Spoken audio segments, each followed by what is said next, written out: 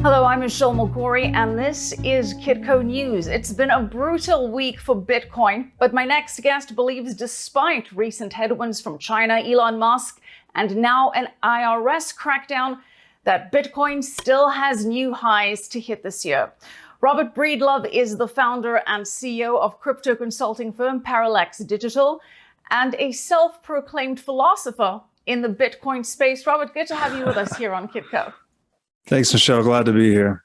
Well, Robert, you got on my radar during my interview and conversations with personal finance guru Robert Kiyosaki, best known for his Rich Dad, Poor Dad series. And Robert told me that, of course, he buys gold and silver, but that he also buys crypto, and that you are his go-to guy when it comes to all matters crypto. So I wanted to give your insights to our viewers directly. And I want to start off by getting your thoughts on the volatility we've seen this week, now compounded by news that the IRS will be intensifying its attempts to tax crypto, that all cryptocurrency transfers over $10,000 will now need to be reported to the IRS, and that the Biden administration wants an extra $80 billion to boost resources at the IRS for the crypto and tax evasion crackdown. So what do you make of this news? Yeah, I think that when an organization is suffering heavy losses or a deficit, as the U.S. government is, in addition to being cripplingly indebted, that the number one action to take is to increase your revenue. So it makes sense that Biden's administration is seeking to increase capital gains taxes. I would also expect them to be increasing property taxes at some point, real estate property, given that it's the one asset that really cannot be concealed.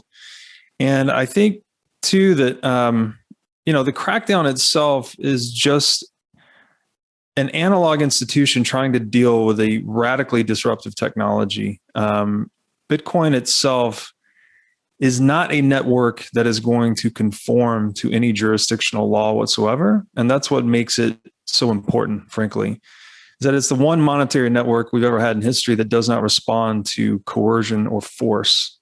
So try as they might, I'm sure, the US government in all its wisdom will gradually adapt to the Bitcoin network, find a way to monitor and tax the transactions as best that they can. But in the long run, as we can get more deeply into, I see Bitcoin as fundamentally disruptive to gold, and government and central banking itself is an apparatus built on top of gold. So I do think that this wave of innovation is massive, and it's something that it's very difficult for us to even comprehend in our worldviews its long-term repercussions. All right, well, let's focus then on the long term, provided we consider about a decade out the long term. Because you told Robert Kiyosaki about a month ago that in 10 years' time, in 2031, you see Bitcoin at $12.5 million, but with an inflation-adjusted value of around $1 million, meaning the current purchasing power of $1 million per Bitcoin.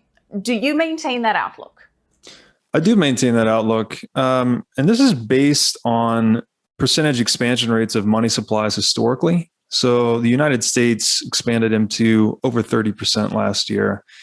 And it's easy to forget, and mankind has forgotten this repeatedly throughout history. It usually takes a few generations each time, that the expansion of the money supply is governed by a law.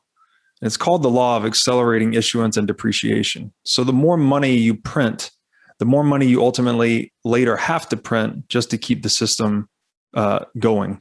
So I do expect the expansion of US M2 to double again, probably in the next 4 years. And then I expect it to double again from there. So we'll be north of 100% US M2 expansion annually by the end of the decade. At the same time, because money has this centripetal network effect, we tend towards one. That's what gold was. That's what the US dollar is. I do expect a lot of the weaker international currencies to collapse into the dollar during this transition. So I would say that global M2 today is about $100 trillion. US M2 is about 20 trillion. So it's roughly 20% of that. I would expect US M2 to expand to be about 40% of global M2 by the end of the decade. But global M2 itself will have expanded from 100 trillion due to this law of accelerating issuance and depreciation to about 1.25 quadrillion, which is $1,250 trillion. And in that time as well, I expect Bitcoin as essentially the ultimate irrepressible non-counterparty insurance policy against central banks to appreciate in tandem. So I think its purchasing power will increase to $1 million in 2021 purchasing power. But by that time, due to the expansion in the money supply from 100 trillion US M2 to 1,250 trillion M2, Bitcoin will actually be nominally valued at $12.5 million US by the end of the decade. Further, at that point, currencies tend to start hyperinflating. So I actually think fiat currency globally will be collapsed by the mid-2030s. All right. So certainly no disagreement, I think, in terms of the expansion of the monetary supply, the M2 out there, and certainly the inflation concerns and the debasement of fiat currencies. But what makes you so confident still that Bitcoin is going to be the solution here? Bitcoin has introduced properties of money that are as close to perfect as the world has ever had. And so what I really challenge people that are skeptical of Bitcoin to do is to ask themselves, first of all, the question, what is money? And then secondly, why was gold selected by the free market as money? Why has gold stood the test of time for over 5,000 years? What are the properties of gold that caused it to be selected? And if you do that digging, you do that homework, you're going to end up very deep into Austrian economics at some point, which is the cumulative wisdom of humanity on economics. And it stands in counter-distinction to Keynesian economics, which I would classify more as central bank propaganda. And gold and money in general is essentially selected based on 5 properties. I've covered this a lot in my work. They are divisibility, durability, recognizability, portability, scarcity. I won't expound upon them here, but feel free to dig some into Austrian economics or check out my work to see why. And essentially across those 5 properties of money, Bitcoin has perfected them in a way that the world's never seen before. Well, Robert, the question is whether you can still make the case for Bitcoin as a store of value with the extreme volatility that we've seen just this past week, with one person having such an impact on the market, one tweet from Elon Musk sending crypto markets down or up by double-digit percentages. Can we really say that an asset or a currency with so much volatility is a store of value? Because that's been one of the concerns raised this week with the crazy volatility we've seen. Yeah, I would say a couple of things about that. Firstly, volatility is a natural function of price discovery, and it tends to contract as market cap expands. So that's inversely proportionate to market cap. We've seen that pattern play out with Bitcoin, that its volatility is actually contracting. And secondly, as a store of value, it really comes down to how you define a store of value. So Bitcoin is an asset that's monetizing in real time. Call it $1 trillion market cap at 60,000 per Bitcoin. It's more like 700 today. It's competing for a $250 trillion marketplace, which is global store of value. So it's very nascent relative to its total addressable market. But what's unique about Bitcoin in terms of sort of a secondary definition to a store of value is how much of the total supply can I own? What are the assurances that I'm provided of owning a guaranteed fraction of the total supply? And historically, gold was the technology which best satisfied this store value property. You knew with utmost certainty that whatever portion of the gold supply you held, you couldn't be diluted by more than roughly 2% per year. Bitcoin offers us something radically new. It's a money premised on perfect information. If I hold 1 million Bitcoin, I have 1 million of 21 million possible forever. No one can ever change that again. So it's perfect inelasticity of supply, and that is the property that market actors seek in a store of value. So Bitcoin has perfected the store value function of money. So going off your reference to gold, and gold has proven that it is a store of value over thousands and thousands of years. It has stood the test of time. But gold has also been used as a payment method, as a currency, from gold coins to gold bars. Transactions have been made for goods with gold. So does it matter if Bitcoin never takes off as a currency, as an actual form of payment? I mean, Elon Musk saying he no longer accepts Bitcoins for Tesla payments, and governments from Turkey to China saying it can't be used for transactions. So how does that impact the long-term viability of Bitcoin if it never really becomes a currency? Well, the evolutionary path that gold followed was that it was initially a collectible, really adored for its beauty, and people could adorn themselves with it. Eventually, it became a store of value, and that as societies began to trade, this became one of the most liquid assets because it satisfied monetary properties. It was only later then that when it started being used and traded widely, that it became a medium of exchange. It became a denominator of prices. And then finally, it becomes a unit of account. So people actually start to think in the money that they're trading with most widely. Bitcoin's following a similar path of monetization.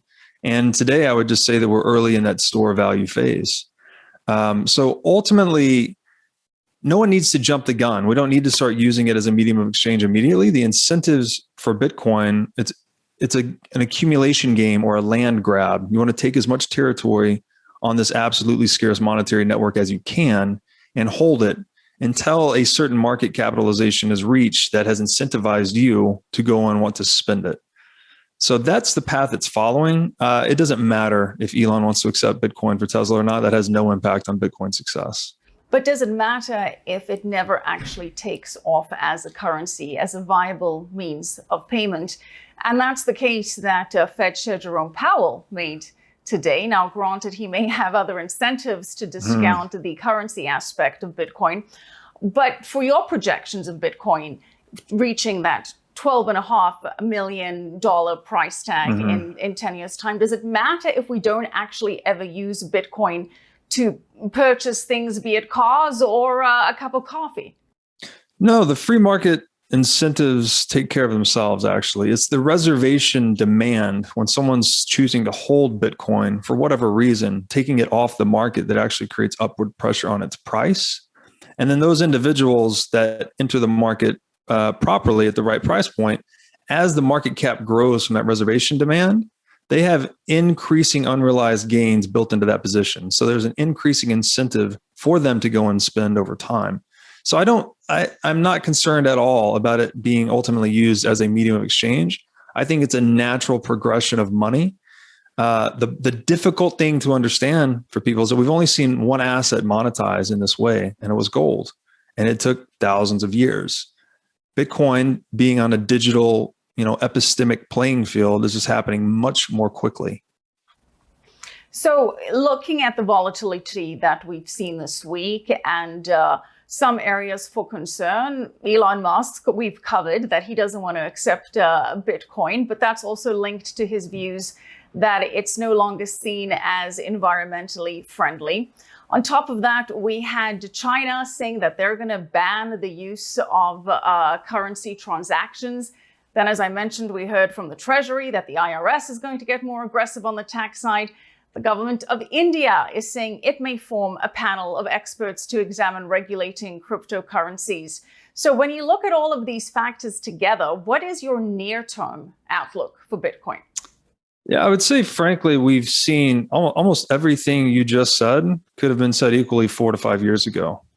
Every time we're in a bull market, every regulatory agency in the world wants to come out and say they're doing this or that to control Bitcoin and tax it or what may have you. But ultimately, it's just Bitcoin is a game that plays by its own rules. So it's going to bend all of the regulators around it over time. And as far as the short-term outlook goes, I think we are 12 months into the bull market, frankly. So historically, the Bitcoin halving triggers a bull run that persists for about 12 to 18 months after each event. So the last halving, in which Bitcoin's inflation rate was cut from 12.5 Bitcoin to 6.25 per block, was in May 2020. Historically, I think it's roughly 510 days after the halving event, the market tends to put in a new all-time high price. So that would put us around mid-October, or kind of early to mid Q4 this year for an expectation of a new Bitcoin all-time high price. I had a model posted. I think it's still published on Twitter 3 years ago that we called the next Bitcoin peak at $244,000. I modified that model after COVID because I also think that the inflationary pressures on the US dollar are going to become especially pronounced roughly 18 months after the printing began, which just so happens to fall right in line with the next Bitcoin price peak. So I think we could break $300,000 in this market cycle. And at that point, when you say this market cycle, what do you mean by that? Give me a more specific time period. This is Bitcoin's fourth market cycle. So it's had these huge run-up peaks. The last one, say it bottomed in July 2015 at $200. Over the next 29 months, it ran up 100x to 20,000 in December 2017. That's really when it got on the global radar. And then it had a drawdown of 84% to about 3,500 in December 19. That was the third Bitcoin market cycle, which was again mapped onto its halving. Every time its inflation rate cuts in half of the supply available on the market to be sold by miners is reduced by half. So holding demand constant, price goes up. But of course, the market's constantly overshooting and undershooting its actual value. So, running numbers on those figures and looking at Bitcoin's hash rate, which is the energy being allocated to secure its network, I think we're on target to break $300,000 this year. This year. So that's your target, $300,000. $307,000. Yeah, that's our current model price. 307. I like that. I like that specificity. That's very exact. You got to listen to the spreadsheet.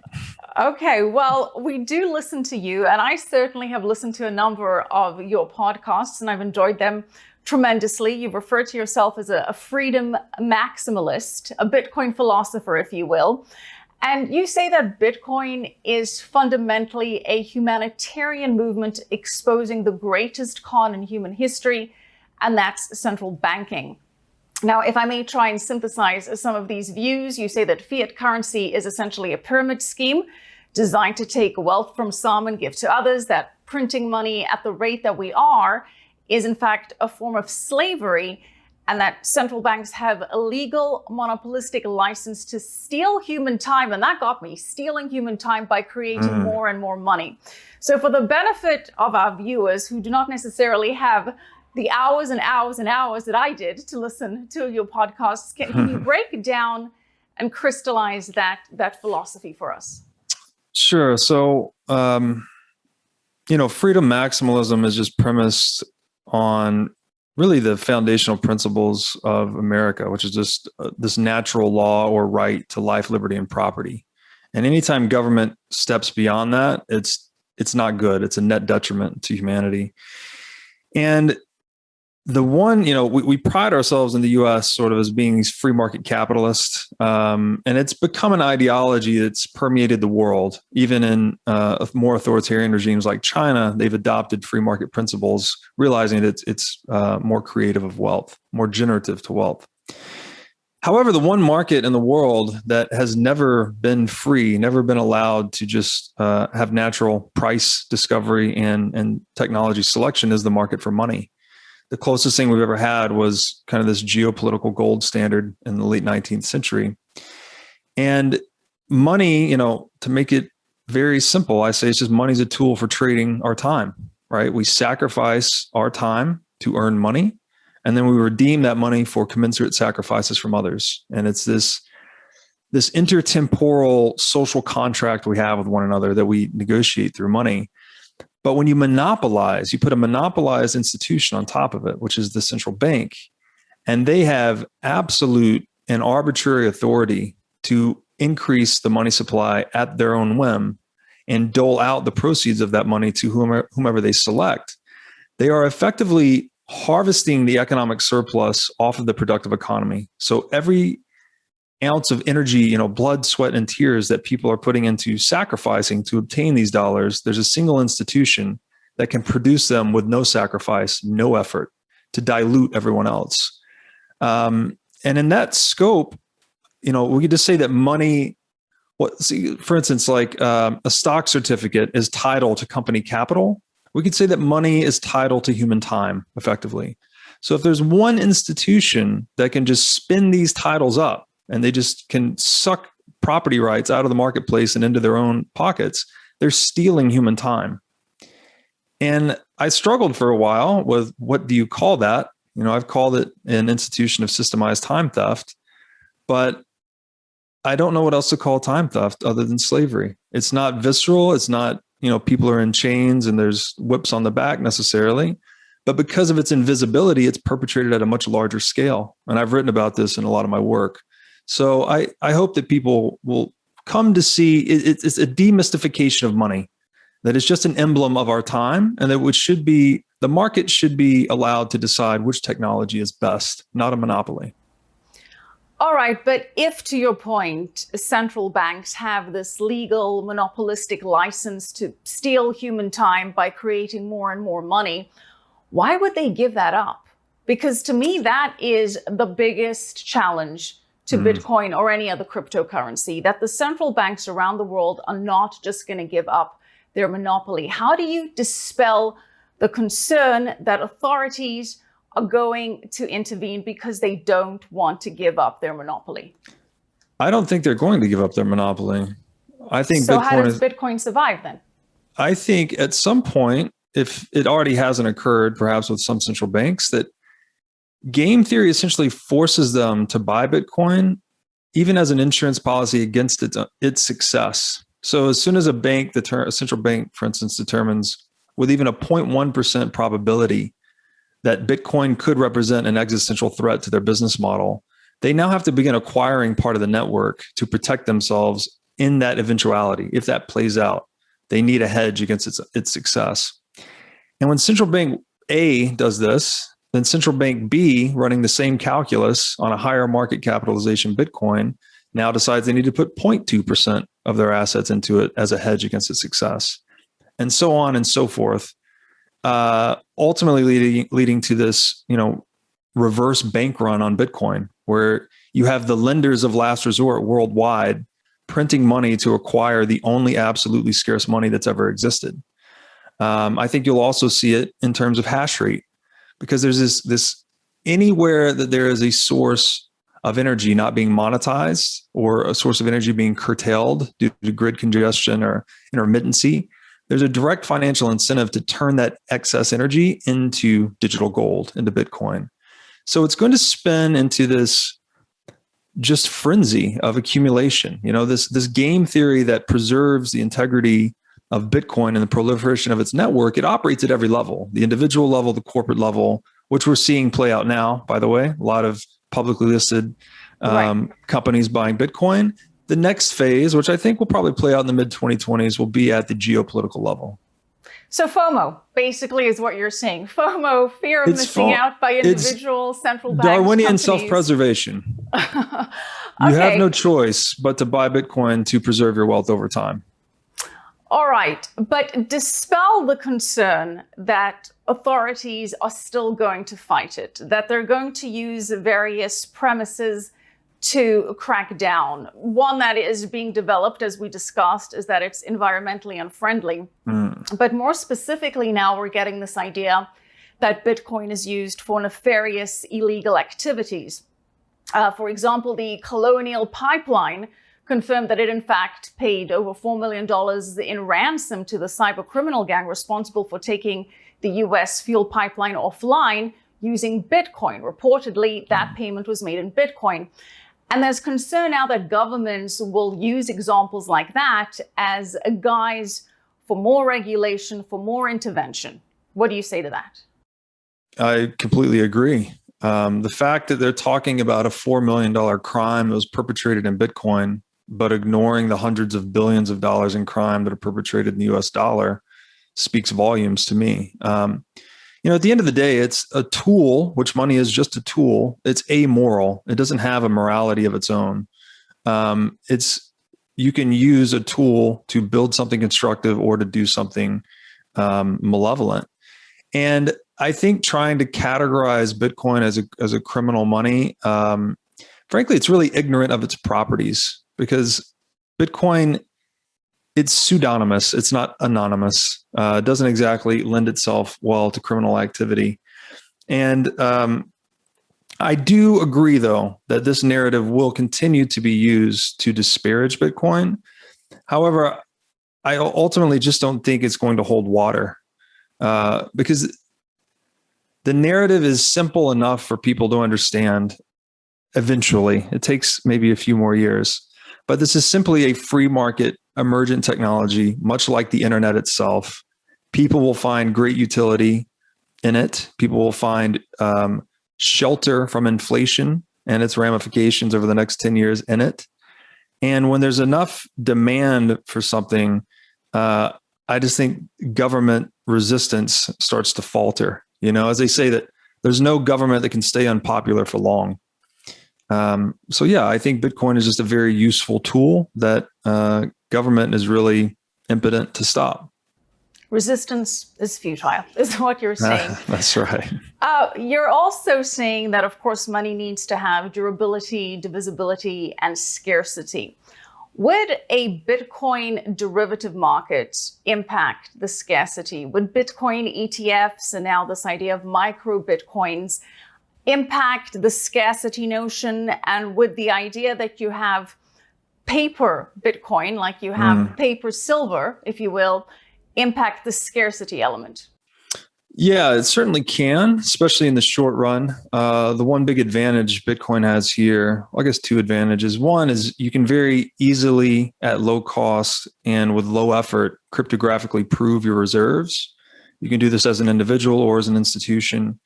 And you can also settle with finality 24/7. You know, it's much more portable than gold. So we don't need as many layers of trust and highly complexified debt and credit markets to transact in Bitcoin, frankly. And there's another element too that's a bit more advanced, but you know, you can custody Bitcoin in multi-signature schemas. So you can actually custody an asset without counterparty risk. And this is very commonly only done mostly at the individual small business level today, but I could see a world where institutions become counterparties to a multi-signature agreement. So instead of just putting all your money with Goldman or JP Morgan, maybe you chop your key in two and give them each one of three so that you don't have to trust any one counterparty, but you still have secure custody. All right. Finally, for all of our viewers that have been a tad panicked with the volatility this week, can I safely assume that you've been buying the dip? I buy Bitcoin every single day and I never sell. So it's a simple strategy, gives me a lot of peace of mind, and it's done pretty darn well. So diamond hands, I believe, is the term for it these days, right? That's what the cool kids are calling it. Diamond hands, holding on to your Bitcoin. Diamond hands and laser eyes. The internet is eating the world. All right, Robert, thank you so much for joining us. Robert Breedlove, Bitcoin philosopher and CEO and founder of Parallax. Appreciate you joining us here on Kitco News. Thank you, Michelle. Glad to be here. And thank you for watching. Keep it right here.